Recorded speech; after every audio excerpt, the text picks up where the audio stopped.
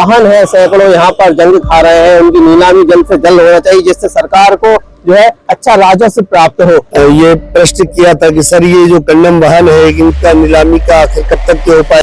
देखिए ये सिर्फ ऐशबाग थाने की बात नहीं है, ये पूरे भोपाल में आपको देखने मिल जाएगा, पूरे मध्य प्रदेश के थानों में आपको देखने मिल जाएगा।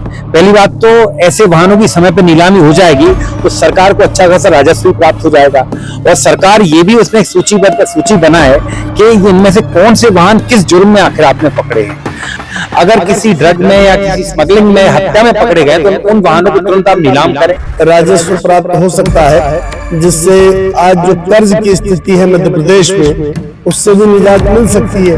नमस्कार, बतंगड़ देख रहे हैं आप और मैं हूं आपके साथ सौरभ शर्मा। इस वक्त हम मौजूद हैं राजधानी भोपाल में और आप मेरे पीछे देख रहे होंगे ये मंजर दिखाई दे रहा है कि आपको लग रहा होगा ये कोई कबाड़ खाना है या ये कोई जंग का मैदान है जिससे जो है जंग में वाहन क्षतिग्रस्त होगा। एक तरीके से जंग में जिस प्रकार वाहन क्षतिग्रस्त दिखाई देते हैं वैसी स्थिति राजधानी भोपाल के ऐशबाग थाने के पास दिखाई दे रही है, क्योंकि ये साफ तौर पर प्रशासन और पुलिस की लापरवाही की कहानी का एक मंजर है। क्योंकि ये सैकड़ों वाहन है जो पुलिस प्रशासन द्वारा जब्त किए जाते हैं, उसके बाद इनकी नीलामी की जाती है। जो वाहन चालक जिनके वाहन जब्त होते हैं वो उन्हें लेने भी आते हैं, लेकिन अब इनकी स्थिति ऐसी हो चुकी है कि ना तो इनकी नीलामी की कोई सुध हो रही है और ना ही अब इन्हें जिनके वाहन है वो ले जा सकते हैं, क्योंकि जंग खा चुके हैं पूरी वाहन। जो देखेंगे आप कि पूरे कबाड़ हो चुके हैं एक तरीके से। साफ तौर पर ये प्रशासनिक लापरवाही है।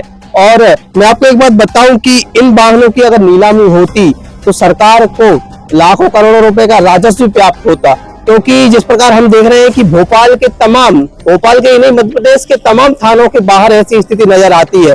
सर क्या नाम है आपका? मेरा नाम मोहम्मद जमशेद आलम है। क्या देख रहे हैं कि जिस प्रकार हम देख रहे हैं कि आपके पीछे ही कबाड़ खाना एक तरीके से लगा हुआ है, ये कब से देख रहे हैं आप? काफी वर्ष हो गए हैं, लंबे समय से ये हम देख रहे हैं। यहाँ पे थाना प्रभारी अजय नायर हुआ करते थे, उनसे भी पहले से यहाँ पे हम देख रहे हैं। और ये नीलाम हो जाए तो मध्य प्रदेश सरकार को इसमें राजस्व प्राप्त हो सकता है, जिससे आज जो कर्ज की स्थिति है मध्य प्रदेश में उससे भी निजात मिल सकती है। लेकिन ऐसा ये एक ही जगह नहीं है कि पूरे मध्य प्रदेश में हजारों थाने हैं और हर थाने पर इस तरह के कंडम वाहन पड़े हैं।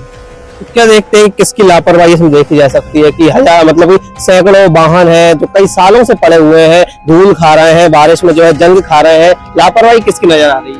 देखिए, पिछले दिनों शांति समिति की बैठक में हरिनारायण चारी साहब से मैंने ये बात रखी थी, ये प्रश्न किया था कि सर ये जो कंडम वाहन है इनका नीलामी का आखिर कब तक के हो पाएगा। तो उन्होंने कहा था कि हम प्रोसेस में हैं, हम कोशिश कर रहे हैं कि ये जल्द से जल्द नीलाम हो जाए, लेकिन अभी तक संभव नहीं है। क्या लगता है कि जिन लोगों के वाहन जब्त किए गए होंगे उन्हें अब अपने वाहन मिल पाएंगे यहाँ ऐसी स्थिति देखते? अब देखिए, तो शासन का जो एक प्रारूप है किस तरीके से वो उसको नीलाम करते हैं या उसका निराकरण करते हैं, करना तो पुलिस प्रशासन को ही होगा। बिल्कुल साफ तौर पर पुलिस प्रशासन को इसकी देखरेख करनी चाहिए और जो वाहन है सैकड़ों यहाँ पर जंग खा रहे हैं उनकी नीलामी जल्द से जल्द होना चाहिए जिससे सरकार को जो है अच्छा राजस्व प्राप्त हो। यहाँ देखिए आप तस्वीरों में आपको बताऊं कि कई बड़ी बड़ी जो फोर व्हीलर्स हैं, महंगी फोर व्हीलर्स हैं, वो भी एक तरीके से देखिए धूल खा रही है, जंग खा रही है, जैसे कि ये जंग का ही मैदान हो गया हो ऐसे जंग खा रही है। कैमरामैन से कहूंगा तस्वीरें दिखाएं कि उनकी हालत क्या हो रही है वाहनों की। आप हालत देखिए कि फोर व्हीलर जो वाहन है उनकी हालत देखिए कि पूरी धूल में जंग खा रही है और ना इनकी कोई आयु भी बची है। इन वाहनों की एक तरीके से देखा जाए तो ना कोई आयु बची है और ना ही इनकी कोई अब कीमत बची है एक तरीके से, क्योंकि सरकार को पहले जो अगर नीलाम होती तो पहले अच्छा राजस्व प्राप्त होता, अब नीलाम होंगी तो इनका राजस्व भी बहुत कम प्राप्त होगा। तो साफ तौर पर सरकार की लापरवाही है वो दिखाई देती है, ना सरकार इस पर ध्यान दे रही है और ना ही जो पुलिस प्रशासन है वो इस पर ध्यान दे रहा है।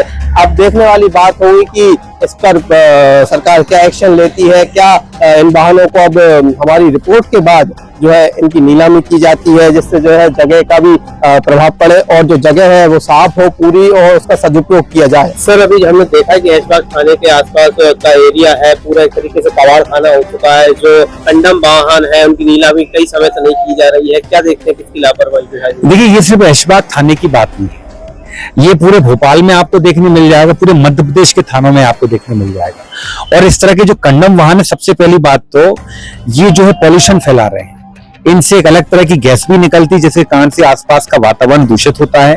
और साथ ही साथ जो होता है कि इस तरह के जंग लगे वाहन जो खड़े रहते हैं तो देखने में अच्छा भी नहीं लगता है, एक सुंदर शहर जो है गंदा दिखता है और साथ में जगह भी घेरते हैं।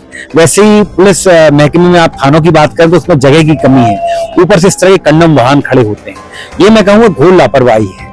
पहली बात तो ऐसे वाहनों की समय पर नीलामी हो जाएगी तो सरकार को अच्छा खासा राजस्व प्राप्त हो जाएगा और सरकार ये भी उसमें एक सूची बनाए कि इनमें से कौन से वाहन किस जुर्म में आखिर आपने पकड़े हैं। अगर मान लें कोई छोटा मोटा जुर्म है जिसकी जमानत हो सकती है तो आप उनको सौंप दीजिए।